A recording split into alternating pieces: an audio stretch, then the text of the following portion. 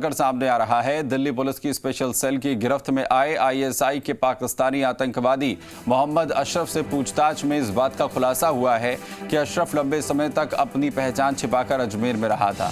अशरफ ने यहां अपना ठिकाना मुस्लिम बाहुल्य क्षेत्र दरगाह इलाके को बनाया था। दिल्ली पुलिस के स्पेशल सेल के डीसीपी प्रमोद कुशवाहा ने इस बात की पुष्टि की है।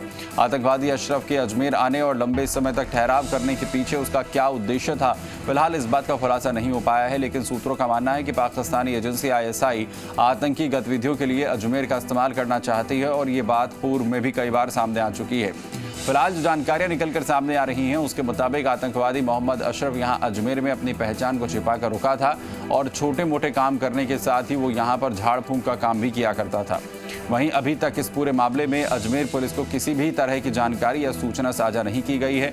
जी मीडिया द्वारा इस संबंध में जब स्थानीय पुलिस अधिकारियों से जानकारी चाही गई तो उन्होंने इस पूरे मामले में अनभिज्ञता जाहिर की। इधर आतंकी का अजमेर कनेक्शन सामने आने के बाद चिंता इस बात की भी है कि कहीं उनके निशाने पर हिंदू आस्थाओं का सबसे बड़ा मुकाम तीर्थराज पुष्कर तो नहीं था।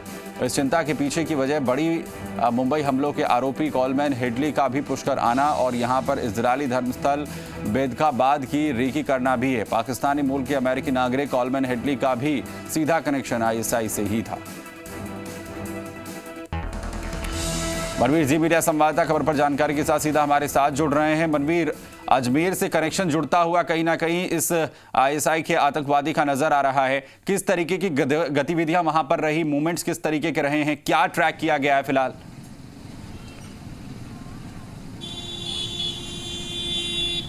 देखिए, जिस तरीके से आतंकी अशरफ का अजमेर में ठहराव सामने आया है उसने कहीं ना कहीं जो खुफिया एजेंसियां हैं और साथ में पुलिस और प्रशासन है उसकी चिंता को बढ़ाया है। सबसे बड़ी वजह यह है कि लंबे समय तक ये आतंकी अजमेर में अपने ठहराव को करता है, लेकिन इसकी कानो कान किसी भी खुफिया एजेंसी को या किसी एजेंसी को खबर नहीं लगती है। दरगाह इलाके के अंदर इसका ठहराव अभी तक की जो जाँच है उसमें नज़र आया है।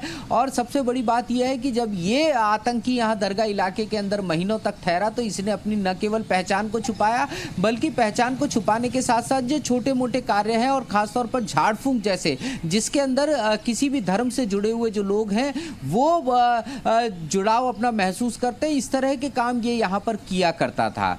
चिंता इस बात को लेकर भी है कि आखिर आईएसआई अजमेर को लेकर के ही इतना केंद्रित क्यों होता है। कॉलमैन हेडली की अगर हम बात करते हैं, मुंबई हमले से पहले कॉलमैन हेडली अजमेर पहुंचता है, अजमेर के साथ तीर्थराज पुष्कर जाता है और वहां पर वो इजरायली धर्मस्थल बेदकाबाद की रैकी करता है। ये बात तब सामने आई जब 2009 के अंदर उसकी गिरफ्तारी होती है और ये जो कॉलमैन हेडली है ये भी पाकिस्तानी मूल का अमरीकी निवासी था।